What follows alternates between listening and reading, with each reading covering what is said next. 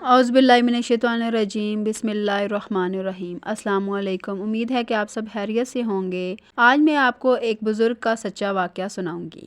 حضرت سید ابو صالح ایک مرتبہ دریا کے کنارے عبادت میں مشغول تھے اور فاقہ کشی کا تیسرا دن تھا۔ اس دوران دریا میں ایک سیب بہتا ہوا آپ رحمۃ اللہ علیہ کے پاس آیا اور آپ رحمۃ اللہ علیہ نے اسے پکڑ کر نوش فرما لیا۔ اس دوران آپ کے دل میں خیال پیدا ہوا کہ نامعلوم یہ سیب کس کا تھا اور میں نے پکڑ کر کھا لیا۔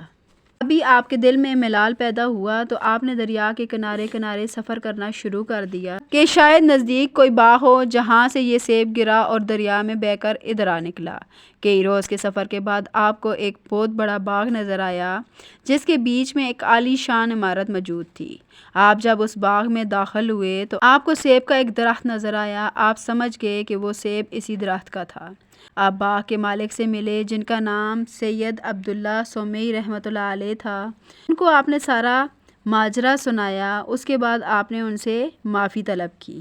حضرت سید عبداللہ سومئی پہلی نگاہ میں ہی حضرت کو پہچان گئے کہ یہ شخص بندگان خدا میں سے ہے۔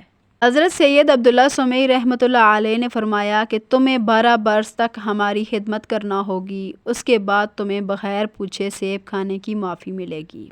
حضرت سید صالح موسیٰ جنگی دوست نے حامی بھر لی اور 12 سال تک حضرت سید عبداللہ کی خدمت میں رہے۔ 12 برس کے بعد آپ رحمۃ اللہ علیہ نے دریافت فرمایا کہ حضور، کیا آپ نے میری غلطی کو معاف کر دیا ہے؟ حضرت عبداللہ سومئی نے فرمایا کہ نہیں، اب تمہیں میری بیٹی سے شادی کرنا ہوگی جو آنکھوں سے اندھی، کانوں سے بہری، ہاتھ پاؤں سے لولی لنگڑی ہے، اور تم نکاح کے 2 برس تک میرے ساتھ رہو گے تاکہ میں اپنی آنکھوں سے فرزند کو دیکھ سکوں۔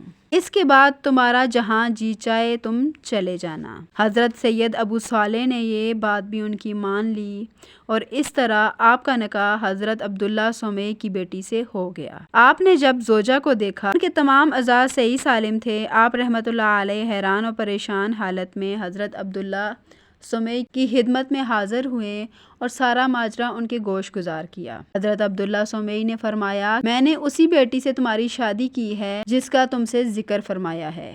وہ اندھی اس لیے ہے کہ اس نے کبھی کسی غیر محرم کو نہیں دیکھا، وہ بہری اس لیے ہے کہ اس نے کبھی کسی غیر محرم کی آواز نہیں سنی، وہ لولی لنگڑی اس لیے ہے کہ اس کے نہ ہاتھوں نے کبھی کسی غیر محرم کو چھوا ہے اور نہ اس کے قدم کبھی کسی نامحرم کی طرف اٹھے ہیں۔